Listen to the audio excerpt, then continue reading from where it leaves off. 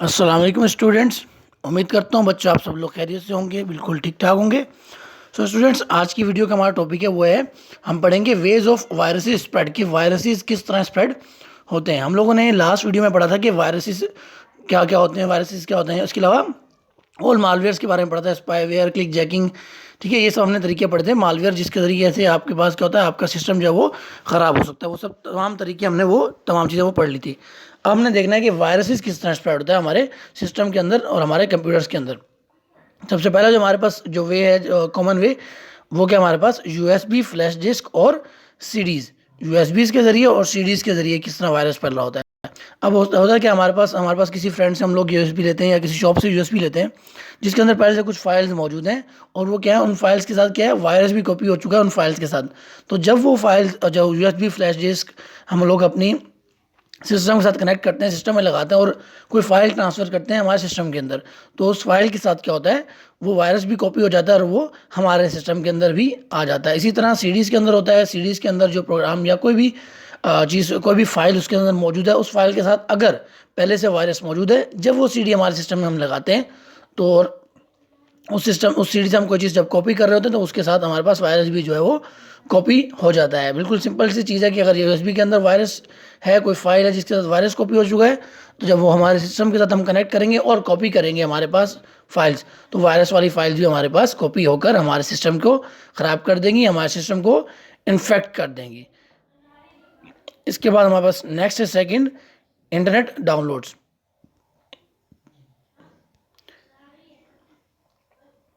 Internet downloads, अच्छा, internet download से किस तरह होता है। हमने कोई चीज़, अभी हम लोग को पता है जुगाड़ क्या आता है हम लोगों को बहुत ज़्यादा है।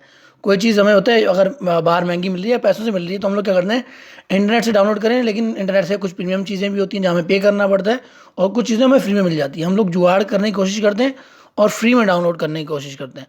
तो जब हम फ्री में डाउनलोड करने की कोशिश करते हैं तो फिर क्या होता है, बहुत सारी ऐसी अनऑथोराइज्ड वेबसाइट्स होती हैं जहाँ पर क्या होता है, वायरस वाली फाइल पड़ी होती हैं। ठीक है, ओरिजिनल फाइल तो वहाँ मौजूद होती है जो हमें फ्री में मिल रही होती है, लेकिन उसके साथ क्या होता है, जब हमें फ्री में मिलती है हम तो खुश हो जाते हैं, लेकिन उसके साथ हमें एक तोहफा मिलता है। किसकी शक्ल में, वायरस की शक्ल में। जब हम वो फाइल डाउनलोड करते हैं तो उसके साथ क्या होता है, वायरस भी डाउनलोड हो जाता है हमारे सिस्टम के अंदर, और जब हम रन करते हैं उस फाइल को तो वायरस भी क्या होता है, स्प्रेड होना शुरू हो जाता है और वो हमारे सिस्टम को इन्फेक्ट करना शुरू कर देता है और उसकी एफिशिएंसी को इफेक्ट कर देता है। इस तरह जब आप लोग, फिर मैं तो ये मशवरा दूंगा कि कोई भी चीज़ जब आप डाउनलोड कर रहे हैं तो ऑथोराइज वेबसाइट से डाउनलोड करें। बहुत सारी ऐसी ऑथोराइज वेबसाइट्स होती हैं जो कि पहले से फाइल्स को स्कैन करके रखती हैं, जब आप डाउनलोड करते हैं तब भी वो उसको स्कैन करके ही आप लोगों को फाइल प्रोवाइड कर रही होती है। इसके बाद हमारे पास थर्ड है कंप्यूटर नेटवर्क्स। कंप्यूटर नेटवर्क के जरिए किस तरह वायरस स्प्रेड होता है।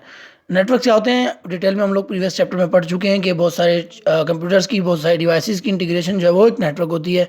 जब बहुत सारे कंप्यूटर्स कनेक्ट हैं एक दूसरे के साथ, अगर एक कंप्यूटर में वायरस है, जब अब नेटवर्क है पूरा का पूरा, तो बाकी कंप्यूटर्स के साथ भी क्या होगा, वो वायरस स्प्रेड हो रहा होगा। इस तरह अगर हम लोग मोबाइल्स की बात करें, हम लोग जब ब्लूटूथ के ज़रिए फाइल्स ट्रांसफ़र करते हैं, शेयर करने की कोशिश करते हैं, अगर फाइल के अंदर वायरस है तो इस तरह भी क्या हो जाएगा, वायरस जो है वो दूसरे सिस्टम तक, दूसरे मोबाइल तक पहुंच जाएगा और वहां जाके क्या कर देगा, उसकी एफिशिएंसी को इफेक्ट करना शुरू कर देगा।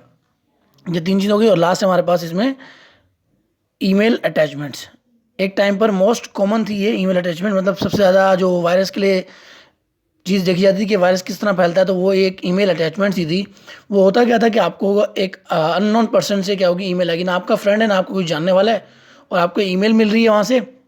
जब आप ईमेल खोलते हैं तो वो उसकी सब्जेक्ट लाइन उसकी इस तरह की होती है कि आप लाजमी उसको क्या कर रहे हैं, खोल रहे हैं।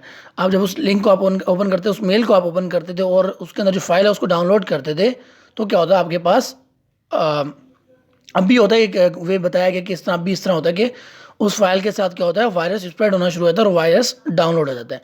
आपने फाइल डाउनलोड की, फाइल के साथ क्या हुआ, वायरस डाउनलोड हो गया ईमेल की वजह से, और उसने क्या कर दिया, आपके कंप्यूटर सिस्टम का एक तरह से कबाड़ा करना शुरू कर दिया।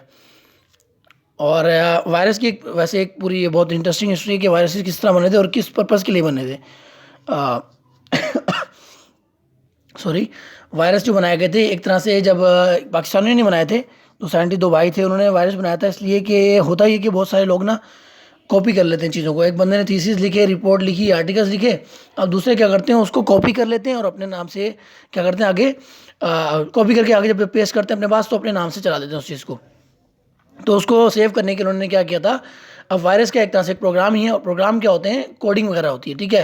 तो इन्होंने इस तरह का प्रोग्राम डिज़ाइन किया था कि वो प्रोग्राम क्या था, उन्होंने अपनी एक थीसिस लिखी थी, रिपोर्ट लिखी थी, उसको सिक्योर करने के लिए कि अगर कोई और हमारे इस प्रोग्राम को हमारे इस रिपोर्ट को डाउनलोड करता है अपने पास या कॉपी करता है, तो उसके कंप्यूटर में क्या आ जाएगा, वायरस आ जाएगा, उस और वर्क नहीं करेगा। इस तरह क्या करते, अपनी चीज़ को वो सिक्योर करने के लिए बनाया गया था। तो मेन इंटेंशन ये थे कि अपनी चीज़ को सिक्योर करने के लिए बनाया गया कि कोई और इसको अगर कॉपी करता है तो क्या हो, उसके कंप्यूटर में क्या हो जाए, वायरस आ जाए और वो इसमें कॉपी ना कर सके, इसको यूज़ ना कर सके। तो मेन चीज़ इंटेंशन से थी। इसके बाद जैसे हम लोग वायरस पढ़ लिए, वायरस के बाद हमारे पास टॉपिक है नेक्स्ट एंटीवायरस।